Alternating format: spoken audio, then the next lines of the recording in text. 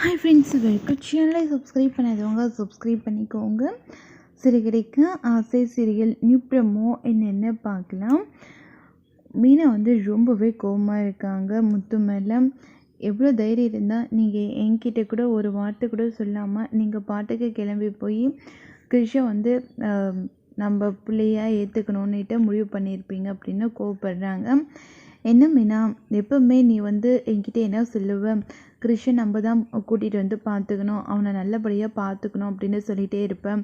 அதனால தான் உனக்கு ஒரு சர்ப்ரைஸாக இருக்கட்டும்ன்றதுக்காக தான் நான் அவனை தத்துக்கு எடுத்துக்க போகிற விஷயத்த சொல்லாமல் கூட்டிகிட்டு போனேன். ஆனால் நீ என்ன என்கிட்ட இவ்வளோ கோவப்பட்டுட்ட, ஏதாச்சும் உனக்கு என் மேலே கஷ்டமாக, உனக்கு எதுவாக இருந்தாலும் சொல்லிடு மீனா அப்படின்றாங்க.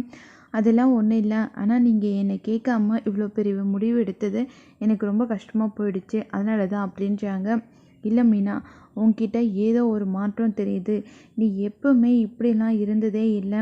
இப்போல்லாம் என்கிட்ட ரொம்ப கோவப்படுற, காரணமே இல்லாமல் சண்டை போடுறேன். அப்படி ஏதாச்சும் உனக்கு பிரச்சனை இருந்தால் என்கிட்ட நேரடியாக சொல்லிவிடு அப்படின்றாங்க. அதெல்லாம் ஒன்றும் இல்லைங்க, நீங்கள் கவலைப்படாதீங்க. இப்போ என்ன, உங்களுக்கு கிருஷை தத்துக்கு எடுத்துக்கலன்ற பிரச்சனை தானே அப்படின்றாங்க. அதெல்லாம் ஒன்றும் இல்லை, நீ நீ சந்தோஷமாக இருந்தாவே எனக்கு போதும். அவனை எல்லாரும் இருக்காங்க, எல்லாரும் சேர்ந்து பார்த்துக்கலாம் அப்படின்னு முத்து சொல்கிறாங்க.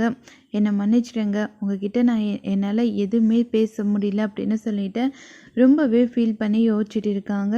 ஆனால் உன் மனசில் ஏதோ ஒன்று இருக்குது, அது எவ்வளோ சீக்கிரம் கண்டுபிடிக்கணுமோ கண்டுபிடிக்க போகிறேன் அப்படின்ட்டு முத்து எதுவுமே பேசாமல் யோசிச்சுட்டு இருக்காங்க. அதுக்கப்புறம் பார்த்தோம்னா மீனா ரொம்பவே வருத்தப்படுறாங்க.